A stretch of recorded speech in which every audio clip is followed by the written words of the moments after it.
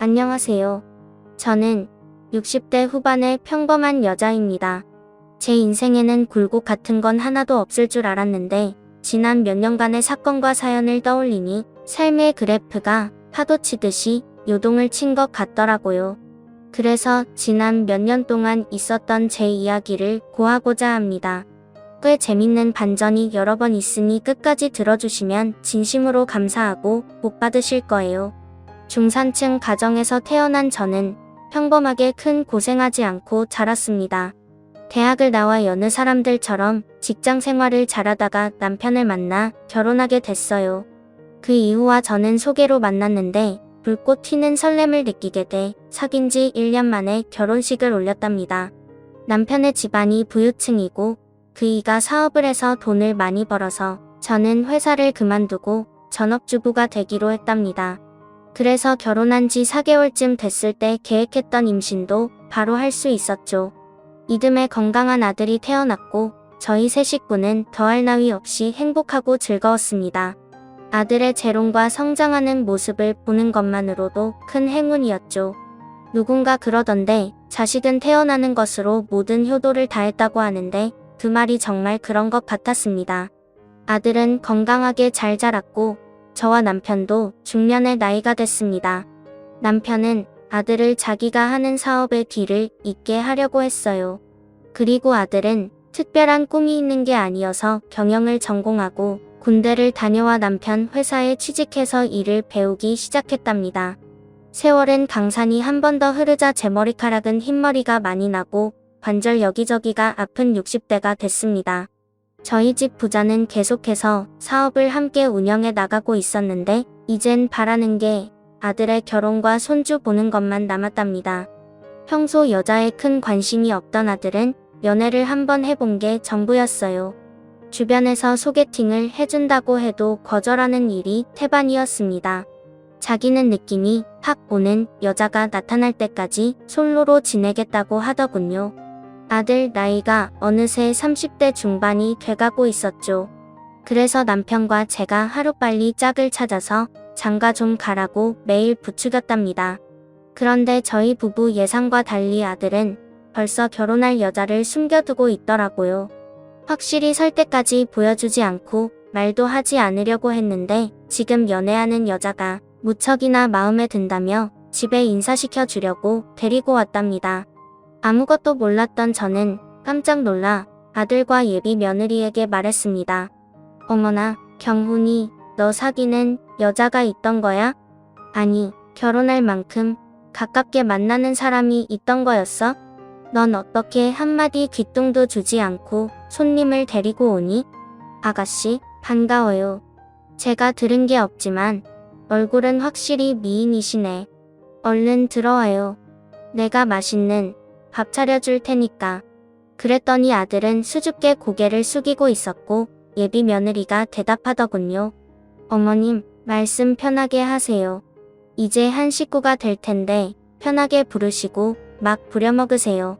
제가 식사 차리는 거 도와드릴게요. 그럼, 그럴래?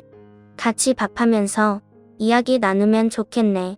어서 주방으로 와. 저는 며느리의 손을 잡고 주방으로 갔고 냉장고에서 채소 몇 가지를 꺼내 며느리에게 다듬어 보라고 했어요. 그러자 얼마나 손이 야무진지 깔끔하고 제 마음에 쏙 들게 손질하고 국도 자기가 끓이겠다네요. 하는 행동을 보니 제 아들을 굶길 것 같지는 않아 마음이 놓였습니다. 처음부터 너무 많은 질문을 하는 건 실례인 것 같아 그냥 이름이 뭔지 사는 곳은 어딘지 정도만 물었어요. 그리고 식탁에 저와 남편, 아들과 예비 며느리가 앉아 식사를 시작하고 자연스럽게 질문이 터져 나왔습니다. 혜진이라고 했지? 내가 편하게 이름 부를게. 혜진아, 내 아들하고 어떻게 만난 거야? 아, 저희는 접촉 사고로 만난 사이예요. 제가 경문 씨 차를 뒤에서 밟고 말았죠. 근데 그때 저희 두 사람이 서로한테 반해서 여기까지 오게 됐어요. 어머, 인연이 사고로 시작된 거야?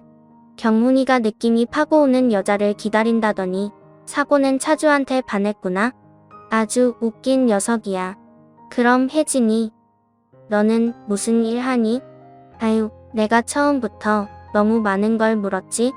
아니에요. 당연히 며느리 될 사람인데 못 물어볼 게 뭐가 있겠어요. 전 피부과 의사예요. 전문의는 아니고 일반 의료 페이 닥터로 일하고 있습니다. 뭐, 의사? 이렇게 예쁜 아가씨가 직업까지 의사라고? 이야, 내 아들 봉잡았네. 아니에요. 경훈 씨가 저보다 훨씬 훌륭하고 잘난 사람이에요. 사실 저는 집안이 잘 살질 못해요. 그래서 전문의 되는 걸 포기한 거예요. 아유, 그렇구나. 어쨌든 어려운 집안에서 큰 인물이 됐으니 부모님이 얼마나 대견스러워 하시겠니? 뭐, 그냥 그렇죠. 페이 닥터는 돈을 많이 못 벌어서 효도는 잘하지 못하고 있어요. 어머님, 다음에 저희 피부과에 오시면 제가 무료로 시술 좀 해드릴게요. 며느리는 집안 이야기가 나오자 말을 재빨리 돌리더라고요. 아무래도 사정이 많이 어려운 가정처럼 느껴졌답니다. 여하튼 의사에 예쁘고 손이 야무진 아가씨니 저희 부부가 반대할 이유가 없었습니다. 그래서 얼마 뒤 상견례를 하게 됐는데 사돈 부부는 평상복을 입고 나오셨는데 겉으로 봐도 어려운 형편처럼 보였답니다. 겉모습으로 사람을 판단하면 안 되지만 얼굴에 그늘이 진 게 신경이 쓰였어요. 저는 식사를 권하고 음식을 먹으면서 혜진이를 참 잘 키웠다는 칭찬으로 운을 뗐습니다. 사돈 어른과 안사돈이 따님을 정말 훌륭하게 잘 키우셨어요. 이렇게 예쁜 딸을 시집 보내려니 마음이 척척하시겠어요. 제 말에 안사돈이 바로 반응하더군요. 맞아요. 제 딸이라서 하는 말이 아니라 개천에서 용난 케이스죠. 우리 부부가 제대로 해준 거 하나 없는데 혼자 알아서 공부해서 의사식이나 됐으니 정말 대단하죠. 근데 아직 개인 병원을 차려주지 못한 게 한이에요. 부모만 잘 만났더라면 벌써 돈방석에 앉았을 나인데 말이죠. 그래서 말인데 사돈 쪽에서 우리 애한테 개인 병원 하나 차려주시면 어떨까요? 듣자 하니 재력이 남다른 집안이라고 하던데. 네? 아, 병원이요? 의논을 해봐야겠지만 저희도 그 생각을 안 한 건 아닙니다. 그래요? 그거 아주 반가운 소리네요. 그럼 부디 우리 딸한테 좋은 개인 병원 하나 차려주세요. 제 딸은 빚지고 못하는 성격이라 다 갚아드릴 겁니다. 그럼 청담동에 목 좋은 곳 알아볼까요? 사돈이 노골적으로 개인 병원을 차려달라고 하자 저와 남편은 조금 당황했어요. 게다가 청담동이라는 지명을 콕 집어서 말씀하시니 부담감이 컸답니다. 저는 애써 말을 돌리며 애들 결혼식을 어디서 올릴지 신혼집은 어디로 정할지에 대해 이야기를 했습니다. 사돈 측은 신혼집은 아무데나 상관없다며 병원만 좋은 자리에 차려주면 된다는 조건을 제시하더군요. 그나마 신혼집까지 청담동으로 구해달라고 하지 않아서 다행이었네요. 그렇게 상견례를 치르고 저희 세 식구는 집으로 돌아가 회의를 했습니다. 며느리에게 병원을 차려주는 것에 대한 토론이었죠. 아들은 이미 며느리에게 푹 빠져 있어서 무조건 해줬으면 좋겠다고 말했고, 남편은 아들이 저렇게 좋아하고 며느리 역시 좋은 사람이니 웬만하면 긍정적으로 생각하고 병원을 차려주자고 했답니다. 이제 제 생각만 남았는데 아무래도 청담동에 병원을 차리려면 수십억이 필요하니 조금 눈을 낮추는 게 어떻겠냐고 말했습니다. 그러자 두 부자는 며느리와 대화를 통해서 결정하자고 했답니다. 그래서 이튿날 며느리를 불러서 솔직하게 말했어요. 혜진아, 우리 집안이 막대한 부를 가진 집안은 아니야. 그래서 청담동에 병원을 차려주는 건 조금 어려울 것 같아. 청담동이면 수십억이 들 텐데 우리 재산의 절반 이상을 드려야 해. 어머님, 부담이 드셨군요. 우리 부모님이 괜한 말을 해서 신경 쓰이셨나 봐요. 죄송해요, 어머님. 아니다, 괜찮아. 내가 내 딸이었어도 비슷하게 요구했을 거야. 그럼 다른 동네로 알아볼래? 아, 그런데 어머님, 청담동에 병원 차리기만 하면 동방석에 앉는 건 시간 문제예요. 괜히 유동인구 없는 데다가 병원 차려서 망하는 사람 제가 많이 봤거든요. 제 선배 하나도 같은 서울이지만 외진 곳에 차렸다가 큰 빚만 잔뜩 안고 병원을 접었어요. 제가 아는 진료 과목이 피부과라서 청담동에 차리는 게 제격이에요. 피부 관리하는 여자들이 가장 많이 찾는 곳이 청담동이니 그쪽으로 차려주시면 안 될까요? 어머님, 죄송해요. 제가 무리한 부탁드리는 거지만 나중에 꼭 다 갚아드릴게요. 부탁드립니다. 며느리는 손만 야무진 게 아니었습니다. 생각하는 것도 말하는 것도 아주 논리적이더라고요. 며느리의 말을 듣고 며칠 고민을 거듭해봤는데 저 빼고는 모두 청담동에 병원을 차려주자는 의견이어서 저도 그 의견을 따르기로 결론을 내렸어요. 그래서 제가 직접 며느리를 따라다니면서 병원 자리도 물색하고 기계도 함께 고르려고 했죠. 그런데 며느리가 자기는 많이 바쁘다며 저에게 돈만 건네달라고 하더군요. 저는 며느리가 일하는 피부과 앞에 가서 연락을 했습니다. 이윽고 의사 가운을 입고 나온 며느리가 보였습니다. 혜진아, 세하가 너 의사 가운 입은 거 보니까 너무 멋진걸? 나 안에 들어가서 구경 좀 하면 안 될까? 어머님, 저희 병원은 예약된 회원만 들어갈 수 있어요. 괜히 가족이나 친인척이 들어올 수 없는 곳이라고요. 그리고 제가 좀 바빠서 그런데 용건만 간단히 해주시면 안 될까요? 용건은 너 병원 자리 알아보려는 거지. 피부과 기계도 다 구입하고 말이야. 내가 옆에서 일일이 확인하고 결제를 하려는 거야. 어머님도 참, 누가 그런 걸 일일이 발로 뛰어서 알아봐요. 그런 거 해주는 전문가가 있으니까 저한테 돈만 입금해주세요. 뭐, 남한테 다 맡기겠다고? 직접 보고 마련하는 게 100번 낫지 않겠니? 어머님, 중간에서 중재해주는 사람이 있어야 더 싸게 할 수 있어요. 그리고 청담동에 제일 좋은 자리를 들어가려면 대기 타고 있어야 한다고요. 어머님, 큰돈 쓰셔서 걱정되는 건 이해하지만 저만 믿으세요.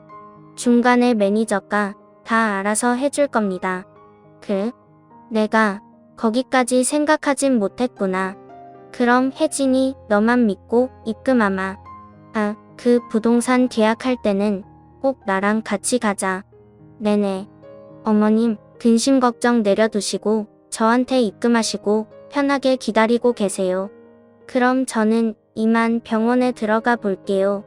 예약된 회원이 올 시간이어서요. 그래. 얼른 들어가라. 난 바로 은행에 갈게. 제가 그동안 며느리를 믿지 못해 같이 움직이려고 한 건데 의사 가운을 입고 나온 모습을 보니 마음을 내려놓고 알아서 하게 돈만 입금해줘야겠다고 생각했습니다. 괜히 제가 중간에서 감나라, 배나라 하면 꼰대처럼 보일 테니 그렇게 마음을 먹었죠. 며느리에게 입금을 하고 확인 전화 한 통을 했어요. 혜진아, 돈 넣었다. 30억 입금했으니까 조만간 병원장이 될 거야. 어머님, 진심으로 감사해요. 저한테 이런 날이 올 줄은 꿈에도 몰랐는데 어머님이 제 소원을 이뤄주셨어요. 앞으로 열심히 일해서 하루빨리 빌려주신 돈 다 갚겠습니다. 아니야, 내가 내 아들과 잘 살아만 준다면 더 바랄 것도 없다. 그럼 이만 끊는다. 저는 며느리를 전적으로 믿고 상황을 보고받기로 했어요. 그런데 일주일 동안 한 번도 전화와 문자가 오지 않는 겁니다. 제가 먼저 연락하면 괜히 못 믿는 시어머니로 보일까봐 참았는데 연락을 하지 않으면 불안해서 안 되겠더라고요. 그래서 며느리에게 전화를 걸었더니 없는 전화번호라고 하더군요.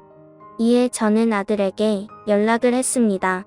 경훈아, 혜진이 핸드폰 어떻게 된 거니? 왜 없는 번호를 뜨는 거야? 엄마. 그게 말이야. 우리 사기 당한 것 같아. 어제까지 혜진이 만나긴 했는데 오늘 아침에 전화 연결이 안 되더니 조금 있다가는 없는 번호라고 뜨는 거야. 지금 처가에 왔는데 다른 사람들이 살고 있어. 제대로 당한 것 같아. 엄마, 어떡하면 좋지? 뭐, 사기꾼이라고? 혜진이가 사기꾼이란 말이야? 그럴 리가 없어. 내가 얼마 전에 걔가 일하는 병원 앞에 가서 의사 가운 입고 나온 걸 봤단 말이야. 벌써 그 병원에 가봤어. 윤혜진이라는 의사가 있긴 한데 우리가 아는 혜진이가 아니었어. 사기꾼이 작정하고 우리 속여 처먹은 거야. 너 혜진이 의사 면허증 봤다고 했잖아. 병원에서 찍은 혜진이 사진도 있었잖아. 그럼 그것도 가짜야? 그런 것 같. 인연이 그 병원 의사를 사칭하려고 면허증을 훔쳐왔나 봐. 그리고 사진은 티 안 나게 합성한 거고. 엄마, 나 지금 경찰서에 신고하러 왔거든? 일단 끊어. 나중에 전화할게. 그 순간 저는 제가 얼마나 어리석은 사람인지 깨달았습니다. 며느리가 하는 말을 모두 믿어버리고 그 큰 돈을 넘겨줬으니 말이죠. 세상에 저 같은 바보 천치가 또 있을까 싶더라고요. 아들의 연락을 받고 가슴이 꽉 막혀 숨이 쉬어지지 않아 밖으로 나가 무작정 걸었습니다. 괜히 길거리를 거닐면 사기꾼인 며느리를 잡을 수 있을 거라는 망상까지 들었죠. 하지만 계획적으로 사기친 며느리는 어디에서도 찾을 수 없었습니다. 경찰서에 신고를 했는데 며느리의 이름과 나이가 모두 가짜여서 신원을 파악할 수 없답니다. 아들이 건네준 사진을 가지고 수배를 내리긴 했지만 사진들이 모두 포토샵으로 고친 것들이라 빨리 잡는 건 어려울 거라고 전했다네요. 결국 수십억을 사기당한 저는 집에서 머리에 수건을 싸매고 며칠 동안 누워 있었습니다. 그 후 제가 며느리한테 전화한 건 그 전화의 정체는 바로 그 사진이 아니었다는 겁니다. 아들은 사기꾼 여자에게 홀려 죄송하다는 말만 연신했고 남편은 한숨만 계속 쉬더니 그만 잊어버리자고 하더군요. 여보, 그 돈 없어도 우리 식구 먹고 사는데 아무런 지장 없어. 나랑 경훈이가 사업해서 금세 벌 거란 말이야. 여보, 이건 당신 혼자 당한 게 아니잖아. 나도 그 사기꾼 여자한테 사기 당한 게 아니잖아. 여보, 그 돈 없어도 우리 식구 먹고 사는데 아무런 지장 없어. 나랑 경훈이가 사업해서 금세 벌 거란 말이야. 내가 지금 당신 능력을 못 믿어서 이러는 거야? 내 자신이 너무 한심하고 무쓸모하게 느껴져서 이러는 거라고. 당신 재산을 홀랑 사기 당해버린 나를 용서할 수 없단 말이야. 사기꾼을 절석같이 믿었다고? 모든 걸 믿고 맡겨도 된다고 판단했단 말이야. 그러니까 그만 기운 차려. 경찰도 수사한다고 하니까 기다려 보자고. 저는 며칠 동안 자책하며 집안에서 은둔 생활을 하다가 이내 정신을 차렸습니다. 그 사기꾼년을 언젠가는 꼭 잡아서 족쳐버리겠다고 결심하면서 말이죠. 남에게 눈물 흘리게 한 것들은 피눈물을 흘린다는 것을 제대로 보여줄 각오를 했답니다. 경찰은 수사를 하고 있지만 이름과 나이를 모르는 데다 전과가 있는 사람이 아니어서 잡는데 더 많은 시간이 걸린다는 대답만 하더군요. 1년이 지나는 동안 깜깜무소식이어서 분노만 더 커졌답니다. 남편과 아들은 열심히 사업을 하고 있었는데 일이 잘 되는가 싶었는데 얼마 뒤에 코로나라는 무서운 병이 터지면서 큰 위기를 맞게 됐습니다. 해외 거래는 모두 막혔고 국내에도 다들 힘든 사정이 되니 거래가 뚝 끊겨버렸답니다. 남편은 코로나가 아주 잠시 있다가 지나갈 거라 예상하고 재산을 끌어다가 회사를 계속 운영했습니다. 손해를 봐도 조금만 참으면 모든 게 원점이 될 줄 알았죠. 그런데 코로나는 해가 바뀌어도 달라진 것 하나 없었습니다. 결국 남편은 버티고 버티다가 전 재산을 잃게 됐고 빚더미에 앉아 사업을 부도했답니다. 그이는 심한 충격을 받았는지 뇌졸중까지 왔어요. 엎친 듯 겹친 격으로 저희 가정이 제대로 무너졌다고 합니다. 살고 있던 집을 팔고 방 2칸짜리 월세 빌라에 들어가 세 식구가 지냈답니다.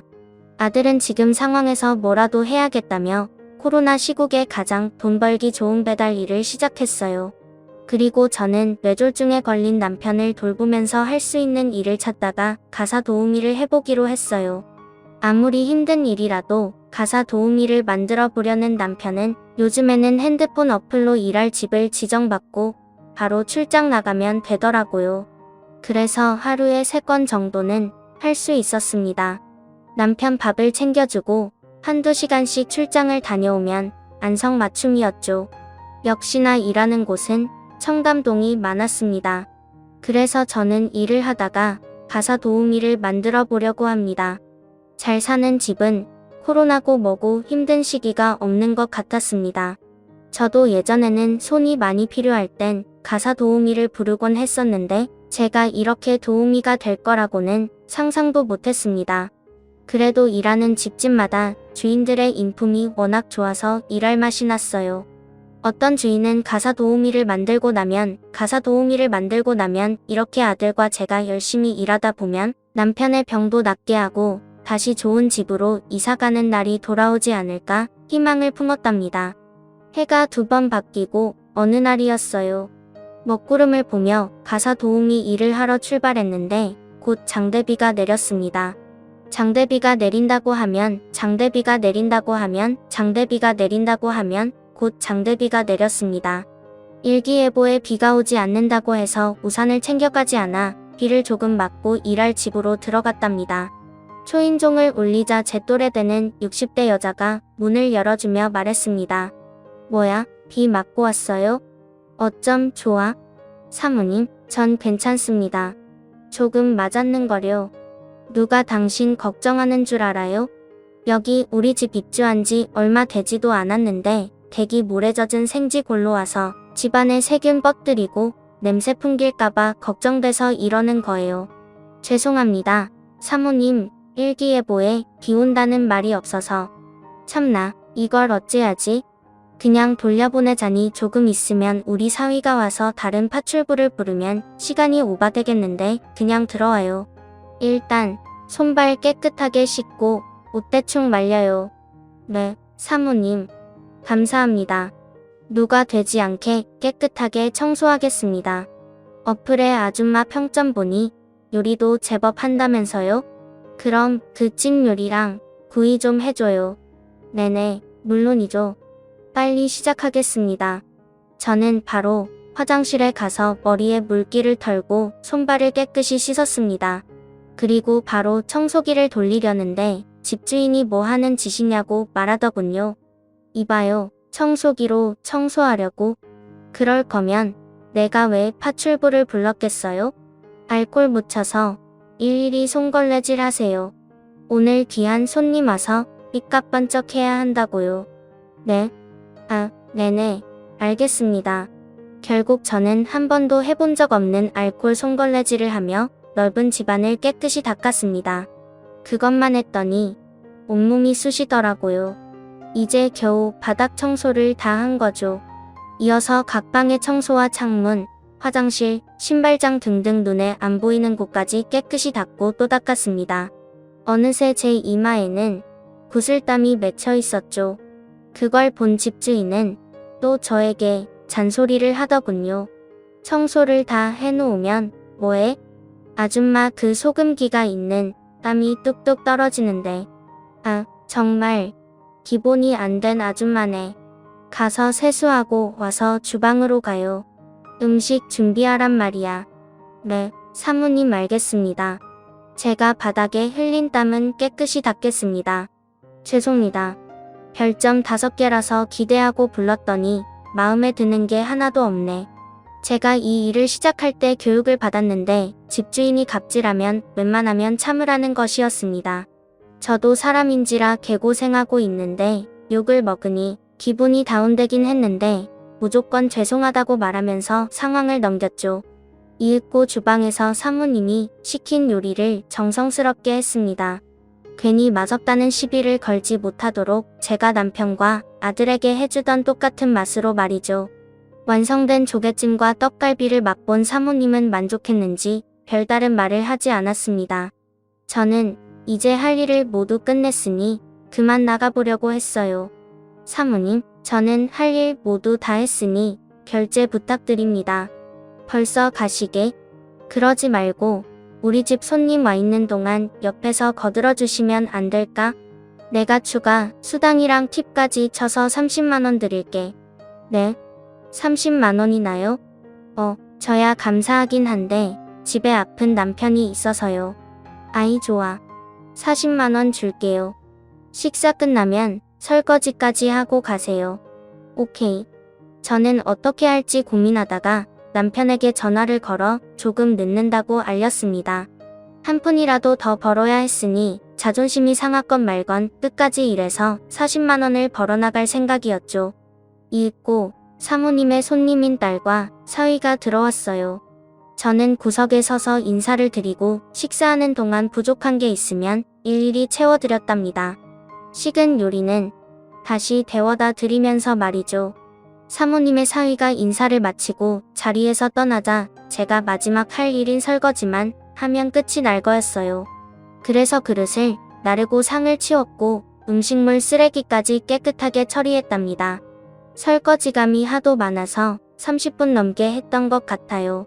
그리고는 사모님한테 가서 이제 정말 할 일을 마쳤으니 결제하고 보내달라고 일렀습니다. 사모님, 오늘 할 일 다 했습니다. 약속하신 돈 주세요. 하이고, 누가 돈 떼먹을까봐 돈 달라는 소리부터 하시네.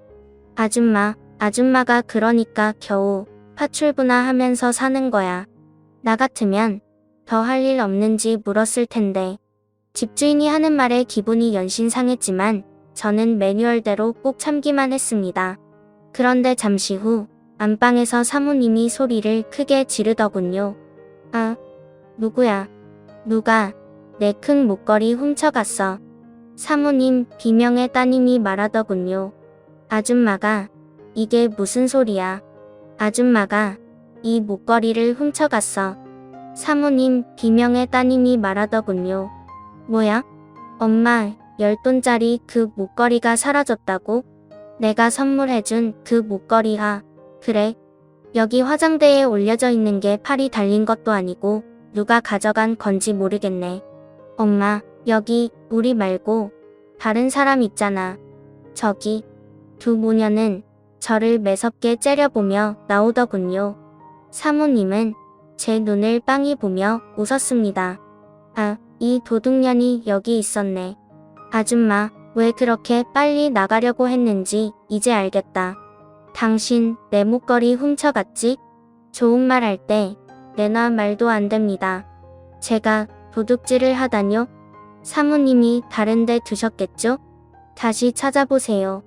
아니, 난 귀금속을 화장대에 올려놓지 다른 곳에 두질 않아. 이건 분명 누가 훔쳐간 거야. 여기서 도둑질할 사람이 누가 있지? 사모님, 저 억울합니다. 절대 도둑질하지 않았습니다. 그만 보내주세요. 한기 낀 놈이 성낸다더니. 2년 이거 아주 철판이네. 어떻게든 빨리 나가려고만 하네.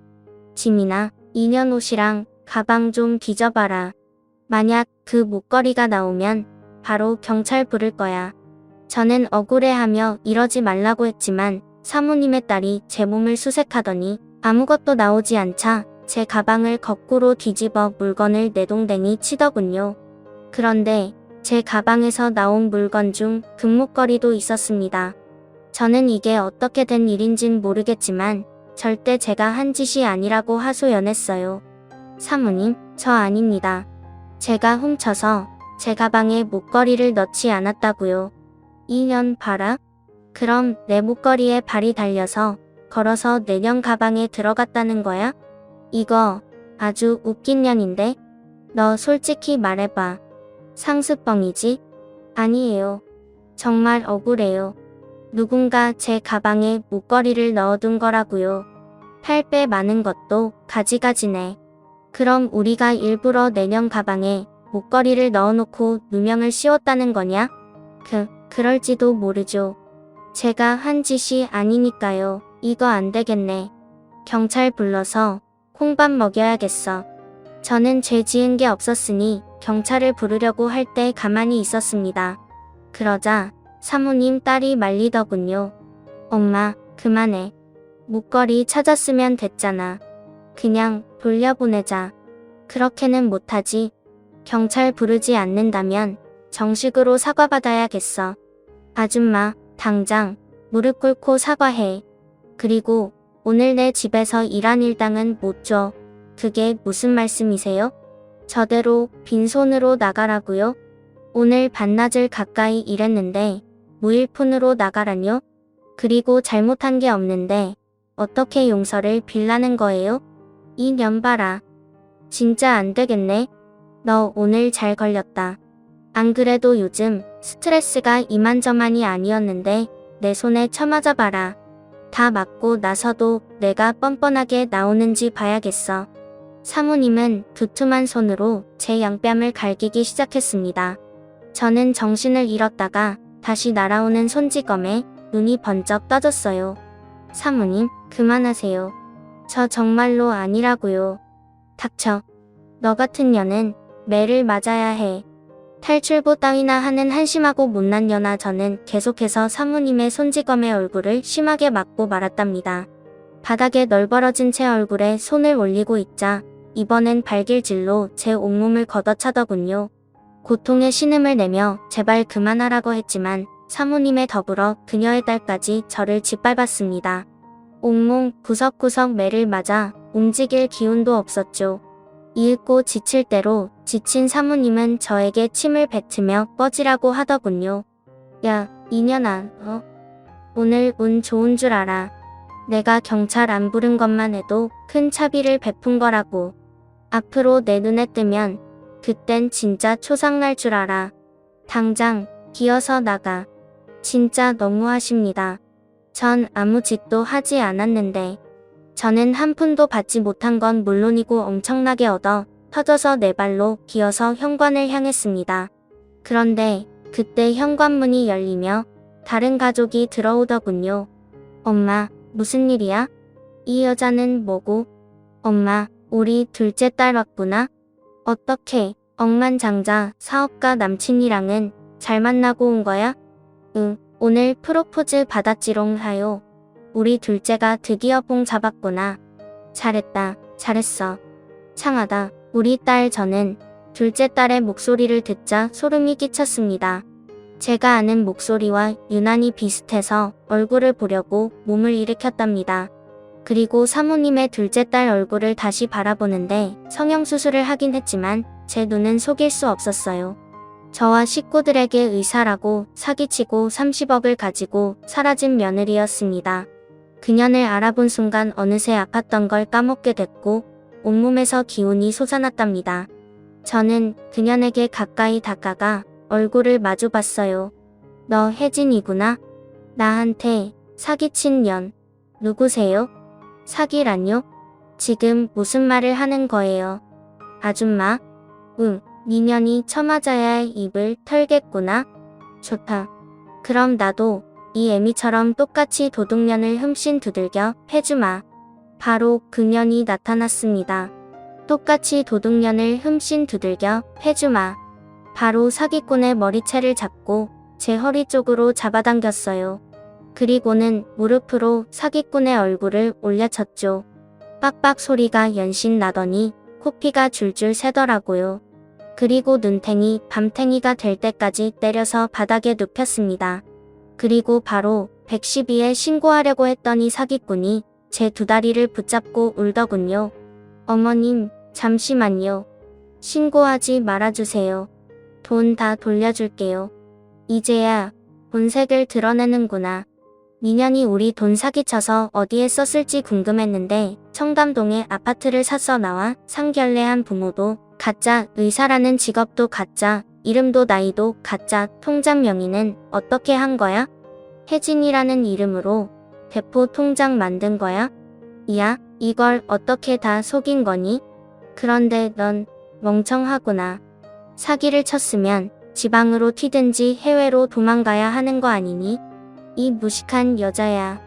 사기치고 끝까지 안 걸릴 줄 알았더냐? 넌 오늘 끝이야. 그리고 네 애미랑 언니도 똑같은 공범으로 처넣겠어. 제가 으름장을 놓자 주인집 여자와 딸이 사기꾼 며느리 옆에 앉아 있어요. 자, 주인집 여자와 딸이 사기꾼 며느리 옆에 나란히 무릎을 꿇더군요.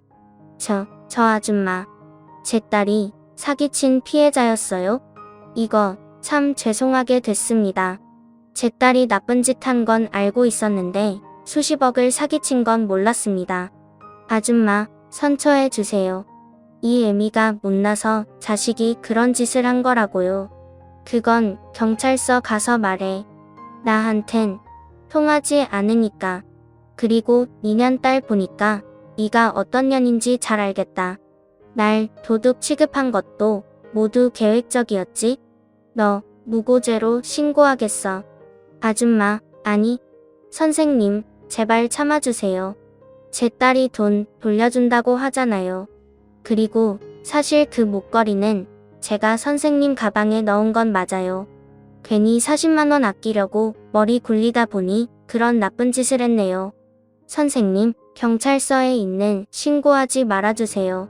제가 이렇게 빌겠습니다. 그럼 일단 2년 때리고 나서 생각해야겠다. 준비됐지? 어금니 꽉 깨물어. 잘못하다가 이빨 나간다.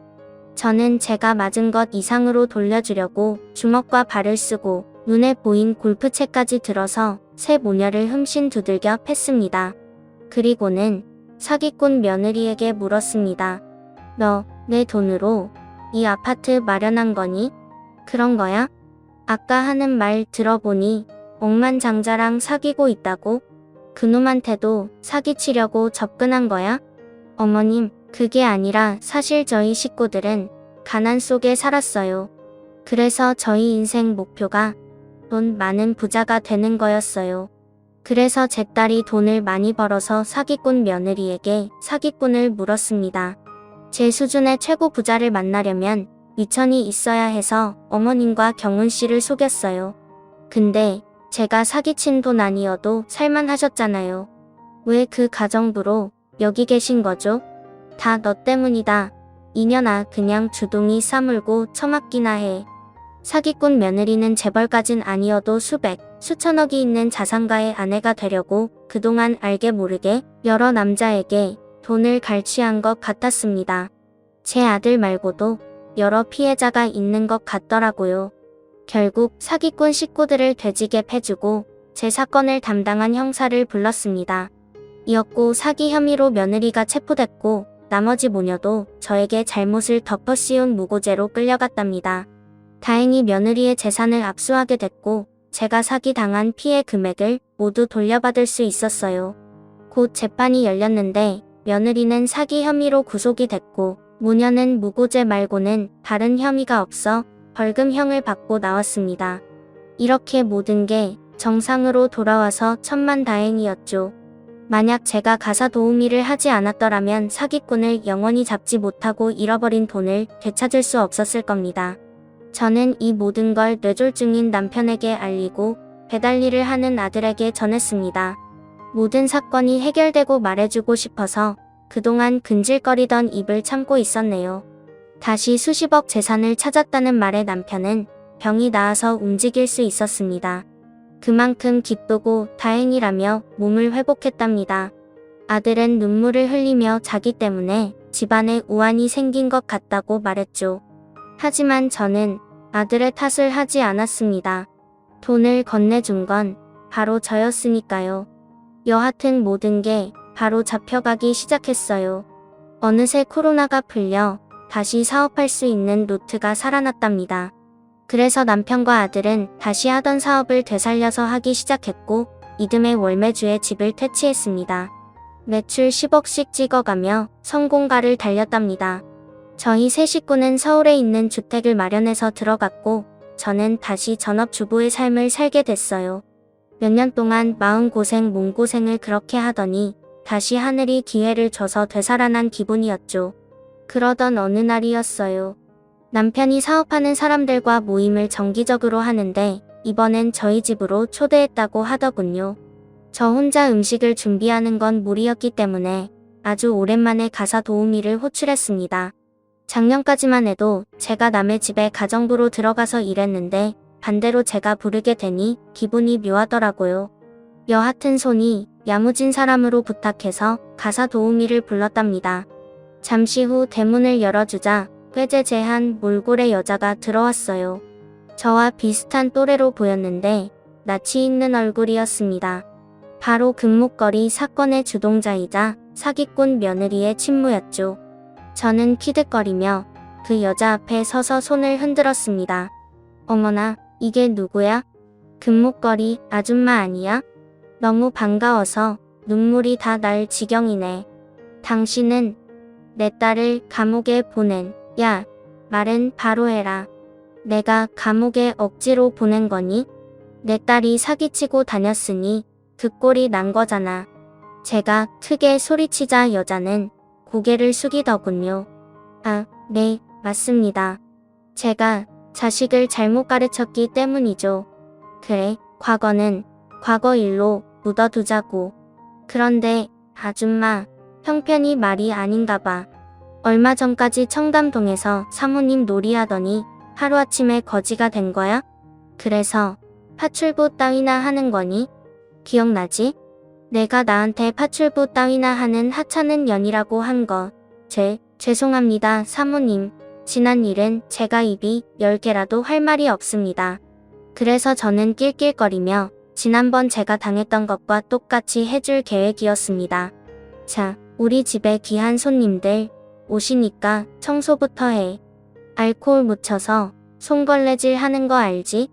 네, 시키시는 대로 하겠습니다. 그래. 끝까지 시키는 대로 잘해.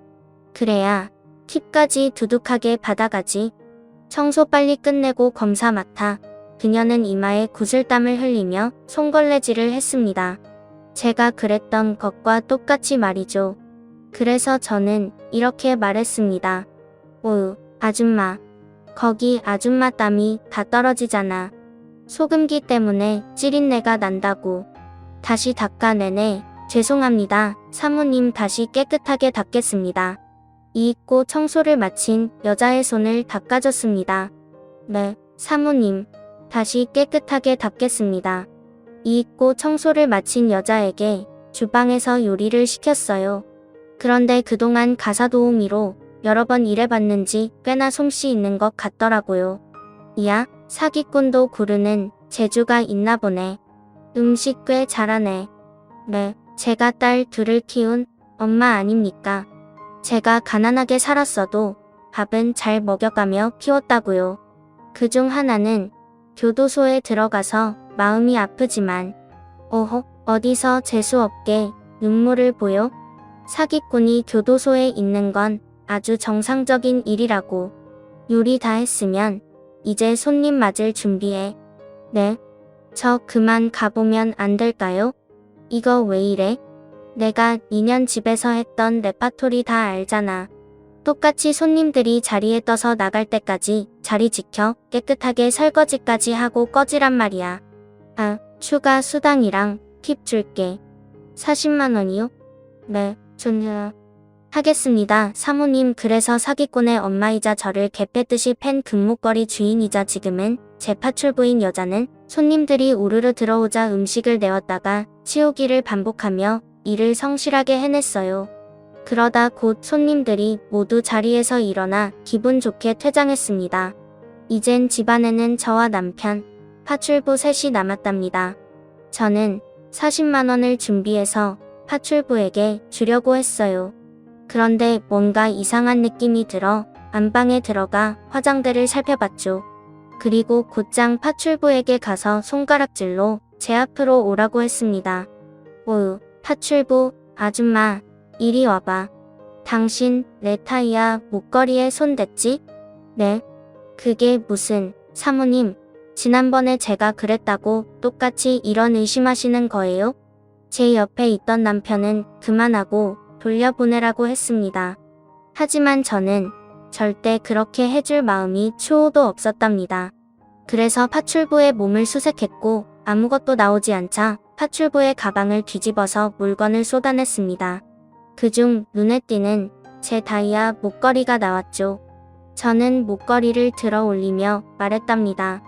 이게 얼마짜리인 줄 알고 훔쳐 이래도 팔 빼말 거야? 거짓말. 이건 당신이 내 가방에 넣어두고 생사람 잡는 거잖아.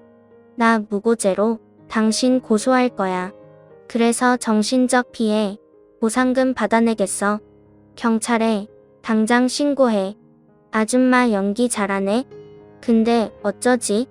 우리 집엔 CCTV가 곳곳에 달렸어. 내가 누구 때문에 하도 남을 못 믿어서 병이 생겼단 말이야. 그러니까 이 다이아 목걸이가 어떻게 아줌마 가방으로 들어갔는지 확인해 보자고. 여보, 확인 영상 틀어봐. 남편이 텔레비전을 켜서 외부 입력으로 CCTV 화면을 돌렸습니다. 여러분도 혹시 저를 의심하진 않았나요? 제가 당한 것과 똑같이 파출부의 가방에 목걸이를 넣었을 거라고 말이죠. 그런데 전혀 아니었습니다. 저는 복수를 해도 선은 지켜가면서 하는 여자였습니다. CCTV 영상에는 파출부가 다이아몬드 목걸이를 훔치는 장면이 고스란히 찍혀 있었습니다. 그래서 핸드폰을 들고 신고하려고 했어요. 그 순간 파출부는 바닥에 엎드려 제 두 다리를 잡고 살려달라고 빌었습니다. 사모님, 죄송합니다. 먹고 살기 힘들어서 제가 나쁜 짓 했습니다.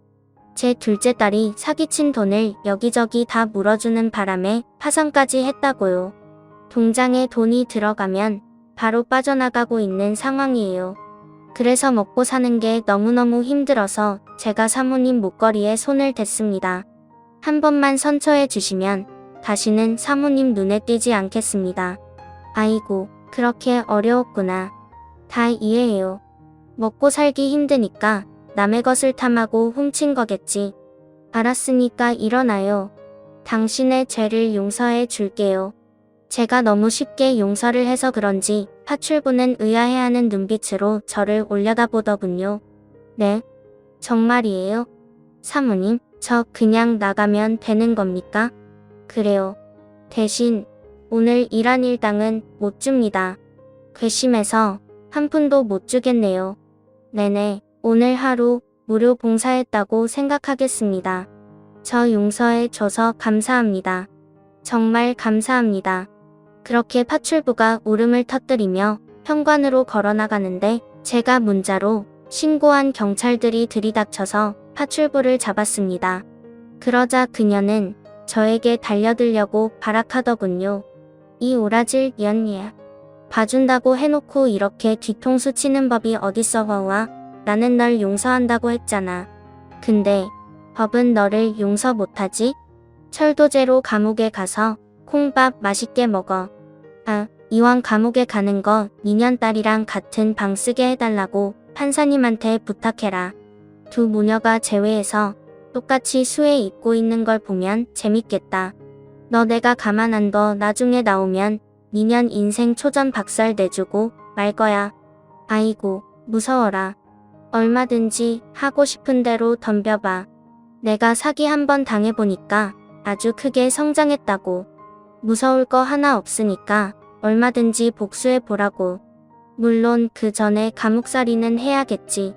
잘 가라, 도둑년아. 결국 사기꾼 며느리의 엄마도 절도죄로 감옥에 들어가는 것으로 마무리됐답니다. 한편 사기꾼의 언니도 한 남자와 결혼을 앞두고 돈을 왕창 뽑아먹고 튀었는데 역시 잡혀서 감옥에 갔다더라고요. 세 모녀가 똑같이 감옥 신세를 지고 있다니. 진짜 배꼽이 빠지게 웃기고 시원해 죽겠네요. 지금 저는 대저택에서 가정주부로 남편과 아들은 사업을 잘하면서 살고 있습니다. 아들 녀석은 사기꾼 며느리에게 호되게 당하고 나서는 여자 만나는 게 무섭다며 연애를 피하고 있는 중이랍니다. 나중에 진짜 마음씨 착한 여자가 나타나면 그때 가서 재혼을 생각하겠다고 하네요. 이렇게 제 사연을 써보니 다시 생각해도 어리석은 제 모습이 눈에 선하네요. 그래도 제가 다시 바로 잡았으니 천만다행이죠. 지금까지 사연을 읽어주셔서 감사합니다.